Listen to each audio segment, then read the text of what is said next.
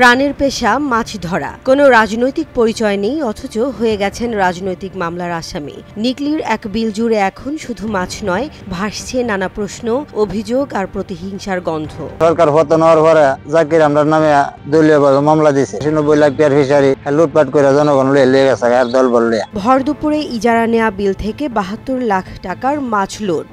অভিযোগ উঠেছে প্রভাবশালীদের বিরুদ্ধে। অভিযোগের কেন্দ্রবিন্দুতে নোয়াগাঁও চাকিডুয়ার মৎস্যজীবী সমবায় সমিতির সম্পাদক মতিউর রহমান।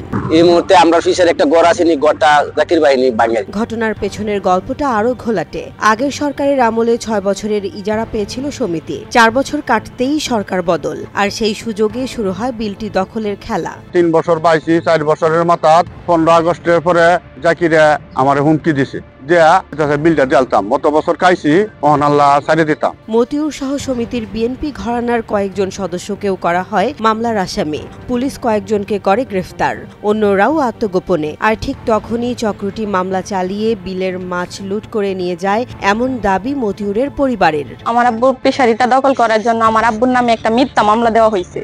আমার আব্বু যে পেশারিতে যে মাছগুলা ছিল, লক্ষ লক্ষ টাকার মাছ ওনারা নিয়ে গেছে। এমনকি আমার আব্বার যে মামলা দিছে, এই মামলার কারণেও আমার আব্বাকে অ্যারেস্ট করাইছে। তারপর আমার আব্বুর একটা বাসা ছিল, বাড়ি ছিল, ওই বাড়িটাও দখল করে নিছে। বলছে বেড়া দিয়ে রাখছে যে এই বাড়িতে বেড়ার মধ্যে হাত দিব, তার কলিজা খুলে নিব। অন্যদিকে মামলায় প্রধান আসামি নিকলি উপজেলা বিএনপির সহসভাপতি জাকির হোসেন। তবে তিনি বলছেন সবই সাজানো নাটক।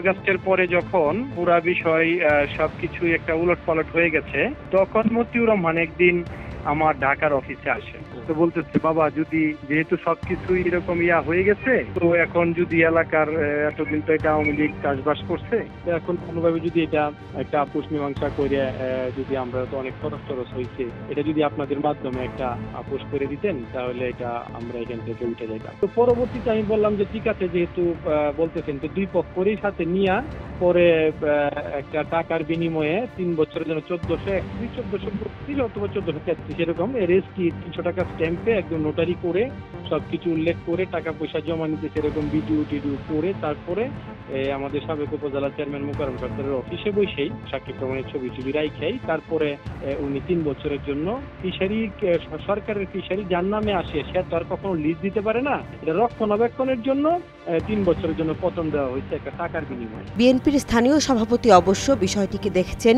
সতর্ক চোখে। বললেন, দলের কেউ জড়িত থাকলে সাংগঠনিক ব্যবস্থা নেওয়া হবে। আমাদের কানে এসেছে বা আমাদের দৃষ্টিতে এসেছে, সেই বিষয়ে আমাদের দল সম্পূর্ণভাবে খোঁজখবর নিয়ে তদন্ত সাপেক্ষে তাদের বিরুদ্ধে সাংগঠনিক ব্যবস্থা নেবে। প্রশাসনের পক্ষ থেকেও দেয়া হয়েছে তদন্তের আশ্বাস। সরজমিনে দেখতেছি কোন রকম অপ্রীতিকর ঘটনা ঘটলে আমরা তাৎক্ষণিক ব্যবস্থা নেওয়া হবে। একটি রাজনৈতিক মামলার আড়ালে যদি লুকিয়ে থাকে সম্পদের দখলযুদ্ধ, তাহলে প্রশ্ন উঠবেই কে আসলে অপরাধী আর কে শিকারী। সন্ত্রাস বাহিনীর জ্বালা আমরা এই দেশের মাঝে তাহার কোনো বাউ নাই গা। আন্তর্জাতিক মিথ্যা মামলা দেয়, নামে মামলা দেয়, নামে মামলা দেখে চইলেই এই ঘর বাড়ি কুবায়ালা। বিলের জলে এখন মাছ কম, কিন্তু তীব্র হচ্ছে রাজনৈতিক উত্তাপ।